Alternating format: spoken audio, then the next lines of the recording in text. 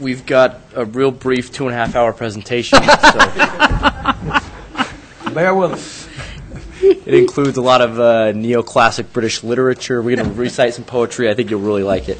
No, I'm Tyler Palmer. I'm manager with the Public Works Department, division manager with the Streets and Fleet. And Kevin we're here to present the Sidewalk Improvement Plan, which is something that Kevin and I have been working on for a while now. Our goal as we put together this program was to try and build a framework that could be in place in which we could maximize the effect of whatever funding came our way. We wanted to build something that would be a feasible document that would give us direction in order to take the funding that we do get and to be able to use it in a way that we can get the most bang for our buck as we try to improve our sidewalk system. It seems to be something that there's quite a bit of interest in improving the system. So with that in mind, I'm just going to go through as briefly as possible the outline that I think you all have, and then and just touch on some of the key points of this, and then open up for any questions that you guys might have. The first thing that we did is we started to consider how to approach this.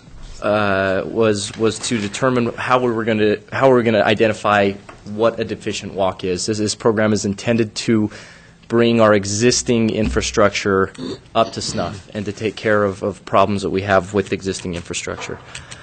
Under Section A, we identify what are the criteria that we will establish for identifying failed walks. And then that's number one. And under number two of the same section, we go through and we determine how we will prioritize with the funding that is received, how we'll prioritize what walks need to be repaired and in what order. These priorities are determined by a lot of pretty intuitive things as far as high use, high risk areas, schools, our central business district, around retirement homes, areas where we see high use, high risk, where we receive ADA complaints, connections to underserved neighborhoods. All of these are pressures that would come into the prioritization process that we would take into account. Under 3 of that section, we talk about the use of city funds within the program. We are proposing that we, at this point, establish a contract for the removal of lips within the sidewalk under a certain height. If the lip is an inch or less, but if it's a vertical offset between about 1/2 inch and 1 inch, we can actually mechanically grind or cut those and bring those into compliance with the ADA at a 12-to-1 slope. And so we think it's a very simple thing, relatively cost-effective thing that we can go through and do that will that vastly improves mobility for a lot of people. It's one of those things that a lot of times you never even think about how much that 3/4 inch lip is affecting somebody until you see someone in a wheelchair try and get over a 3/4 inch lip, and it makes a big difference.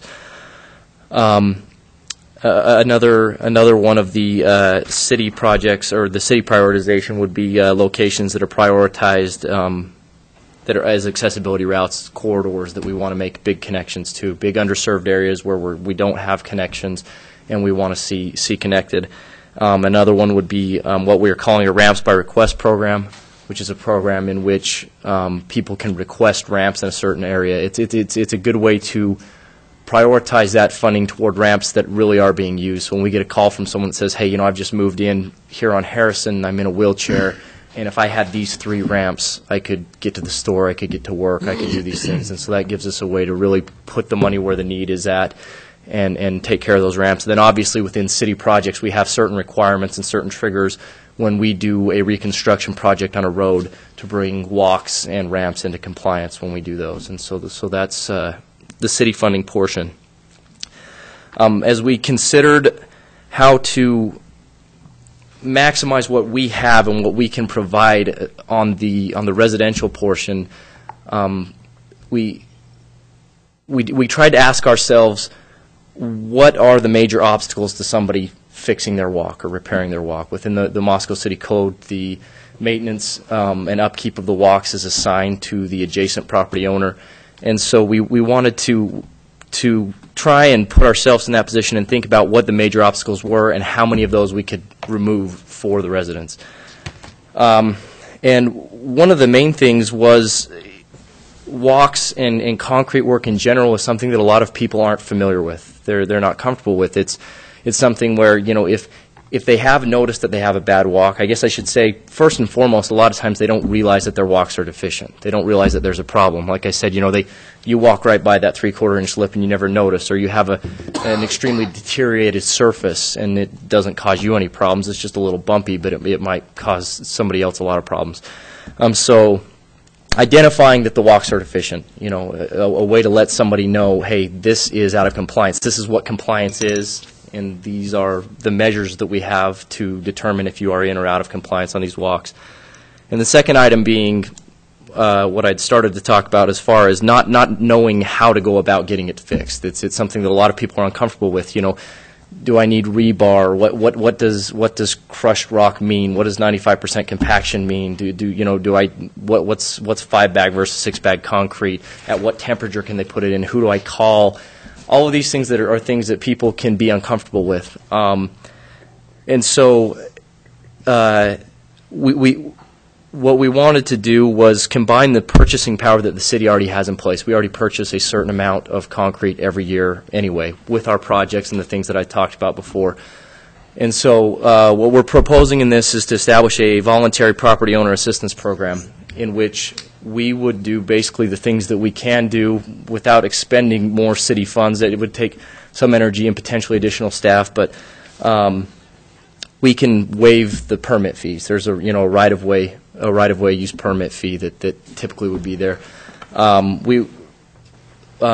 guess probably the easiest way to explain this would be to go through the process. So if a resident either voluntarily due to information that we've sent out, or later in the program, if their walks have been surveyed and they're let know, hey, these walks are deficient, then they could call the city, and we would go out, do an analysis of their walks, and let them know how much of their walk needs to be replaced. So you say, okay, these 12 feet are out of compliance and need to be replaced. So at that point, all the resident really has to do is make a phone call. They make the phone call, we let them know how much needs to be done, they cut the check for the amount, and then we kind of take care of the rest. We would do the scheduling, we would arrange for the contractor to make the replacements, we would provide a warranty for the work that had taken place.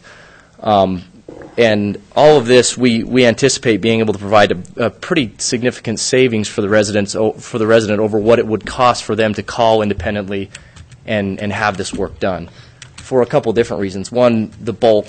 Obviously, it's just the economy of bulk. We'd be buying larger amounts. With concrete, when I go out and try and pour a few sections, there's a short load fee because I don't have a fully loaded truck, and so that the charges become significant. Trying to get a contractor out to do a small section, you're going to have a minimal fee just to get them on site. And so a lot of those things we can take care of by bringing together all of the people who would like to have this done and allowing them to join in their purchasing power with the city's purchasing power to get a better price. And so we would provide, like I said, we would waive the fees, provide the inspections, provide the coordination of the work, and have the work completed. How we are proposing the initiation of this program is that we would have a public awareness campaign. As we went through committee with this, they had quite a few good suggestions as far as the public awareness campaign and different things that could be utilized to get the word out. And I won't go through the whole list there, but mailers, obviously, potentially materials at the farmers market. We're proposing within this a 2-year period in which there is voluntary compliance, and during these 2 years we get the word out, we let people know, and we encourage voluntary compliance. After which point we would go into a mandatory compliance period. Within this, we're proposing that we would, how we would go about the mandatory compliance is we would survey 10% of the city per year, and we would send out letters from that 10% that was surveyed, letting people know, specific to their property, hey, this is what is deficient. And then from the time that they're notified, they would have 2 years to comply, to come into compliance and make the necessary repairs to their walks.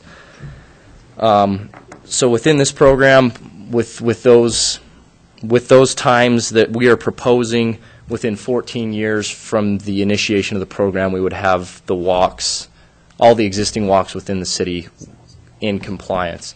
And we would propose it be an ongoing process. You know, obviously the first time it would be the most painful getting through, but just have it be an ongoing rotating process where we make our way through and it just becomes routine. That's kind of the really short of it. I'm sure there are some questions. Kevin, do you have anything you'd like to add? Just wanted to make sure that the council was aware that our staff already has plenty to do, and that to do more, we're going to have more bodies to do that. And I believe, depending on the popularity of this program, if you adopt it, that we would need to have 2 temporary workers for working 5 months a year, full-time, 40 hours, say roughly $13 an hour. It would cost $22,000. And then also the first year, we would have more expenses as far as information goes, where we would put out a nice-looking brochure, probably do a mass mailing. So I think the first year we could get by with about $32,000. Then I would expect it to be about 25 from there on, using those 2 part-time employees or seasonals. I was asked about the central business district. There, I did a rough estimate today of the length of sidewalk in the central business district. It's roughly 32,000 feet. The cost of that to be fully replaced is approximately $1.2 million. The 30% factor that we're recommending that we participate in the downtown, that would cost $360,000, but that's to replace everything. I think a more realistic and more detailed view of the condition would be possibly 25% of the walk downtown would need to be replaced, which would be about $300,000 total and about $90,000 for city funded at 30%. There was another issue we haven't discussed, is that when we replace a sidewalk that's adjacent to the curb, oftentimes the curbs are just beat, and we had some negative comments from the council in the past, trying to make do with the existing curb. There was some of the curb had spalled. We try to replace what we can afford to, but what we don't want to do is pour this new walk adjacent right up to a badly spalled or cracked curb. So I was guessing that maybe 10% of the curb that is within that approximate 25% of the bad walk downtown would need to be replaced too. That would be about $27,000 for that portion that would need replacing. So the entire cost of doing the downtown, given 25% of the replacement, would be about $120,000.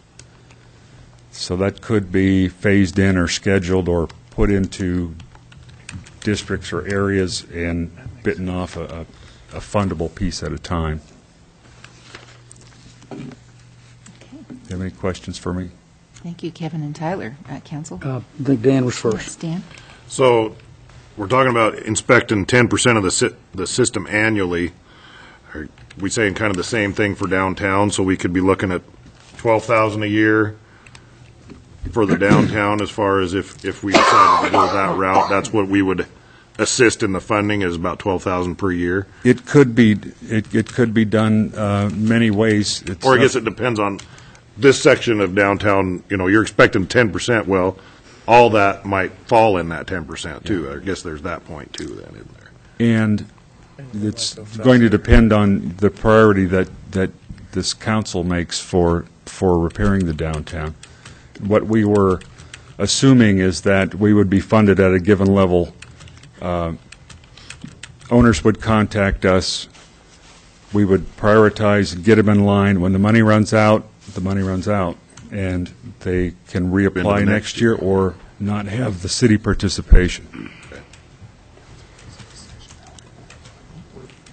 With that being said, if I might add, not having city participation as far as the 30% downtown, but they would still have the option of participating in the property owner assistance program, through which they would see the savings of the waived permit fees and then the potential reduction in the cost of the work itself. And the actual materials for buying bulk. Right, exactly. Tyler, was there any discussion about the LID process as would relate to this? Yes, we as far as the funding discussion, there was quite a bit of talk as far as different mechanisms by which it might be funded. Kevin and I really focused on having the format and the structure in place to take whatever funding came our way and maximize it and amplify the effect that it has.